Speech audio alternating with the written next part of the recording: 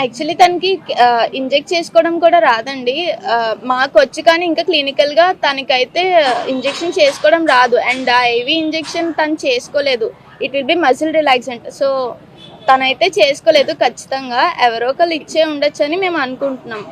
And ఇప్పటికొచ్చి case sheet గురించి కానీ ఏమీ చెప్పలేదు. It's been 1 week.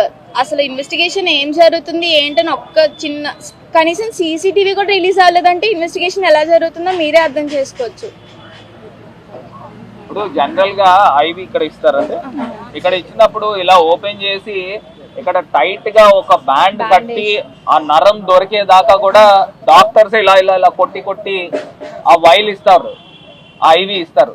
ఆ ఇచ్చినప్పుడు ఇప్పుడు వాళ్ళ ఫ్రెండ్స్ కూడా చెప్తా ఉన్నారు ఆమెకి ఇక్కడ జనరల్ గా చాలా సీనియర్ మోస్ట్ అయితే అయినా కూడా అది కష్టసాధ్యం అవుతుంది. ఆ పలానా ఆ నరం దొరికి ఆ నరంలో ఇంజెక్ట్ చేయడానికి. మరి వాళ్ళ ఫ్రెండ్స్ చెప్తా ఉన్నారు ఆమెకి ఐవి తీసుకోవడం రాదు అని క్లియర్ గా చెప్తున్నారు. మామూలుగా సీనియర్ మోస్ట్కే చాలా కష్టసాధ్యం అవుతుంది ఇండివిజువల్ గా ఎవరికి వాళ్ళు తీసుకోవడం.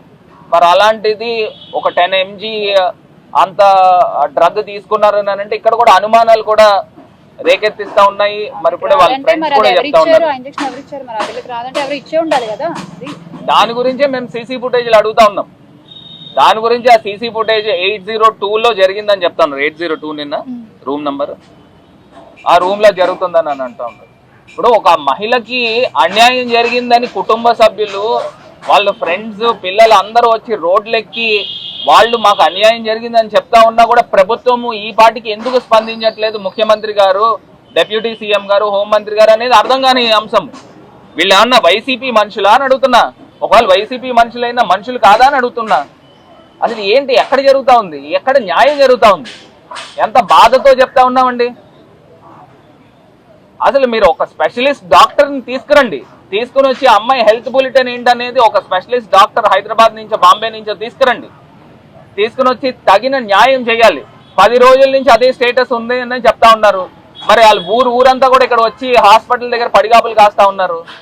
కొన్ని అమ్మాయి ఏ రకంగా మెరుగుపడుతుందో అనేది మీకు పూర్తి స్థాయి నివేదిక ఇవ్వండి. వైద్యం చేస్తున్నాం అని ఇప్పుడు ఇందాక నేను డాక్టర్తో మాట్లాడితే 10 రోజుల క్రితం ఏ రకంగా ఉందో ఇప్పుడు అలాగే ఉందని అని అంటున్నారు.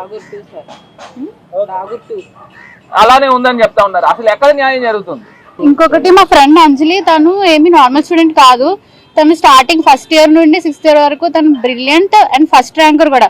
అలాంటిది ఇంకో 2 months లో ఇంటర్న్షిప్ అయిపోయి గోల్డ్ మెడల్ తీసుకునే అమ్మాయి ఇంతలా పిరిగి పని చేస్తుందని అసలు ఎవరు నమ్ముతారండి? తనంతా అయితే తను తీసుకోదు. వేరే ఎవరైనా ఇన్ఫ్లుయెన్స్ చేసి ఉండొచ్చు, లేదంటే వేరే ఎవరైనా చేసి ఉండొచ్చు.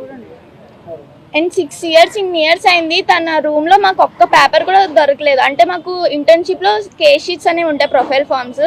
అలాంటిది ఒక్క కేస్ షీట్ కూడా దొరకలేదు తన రూమ్ లో. మాకు ముగ్గురు ఏమయ్యాయో కూడా తెలియదు అసలు. ఆ డైరీలో హ్యాండ్ రైటింగ్ ఎక్కడ టాలీ చేస్తామో అని చెప్పి తన రూమ్ లో ఉన్న పేపర్స్ అన్ని కూడా మిస్ చేశారు. ఇప్పుడు కాలేజ్ మేనేజ్మెంట్ ని ఎందుకు తిట్టారమ్మా? అంటే ఆ రోజు మేము సపోర్ట్ గా మా కాలేజ్ నుంచి అందరూ వచ్చి తనకి సపోర్ట్ చేశారని చెప్పి హాస్పిటల్ వాళ్ళు మా మేడం చూడడానికి వస్తే ఆవిడ్ని చాలా గట్టిగా తిట్టారు. అంటే బ్యాడ్ వర్డ్స్ కూడా యూజ్ చేశారు అన్నట్టు వచ్చింది సార్. మా కాలేజ్ వికాస్ ఫార్మసీ కాలేజ్. ఒక స్టూడెంట్ కి అలా అయిన తర్వాత ఏ మేనేజ్మెంట్ మాత్రం సైలెంట్ గా ఉంటదండి. ఆ మాత్రం కూడా చేయకపోతే ఇంకా కాలేజ్ లో చదువుకున్నందుకు మాకు విలువ ఉండదు కదా. సో దేర్ బై వాళ్ళు మాకు అండగా నిలిచారు, సపోర్ట్ చేశారు. అందులో తప్పేముంది? వాళ్ళు మా ప్రిన్సిపల్ మేడం ని ఎందుకు అలా తిట్టారు?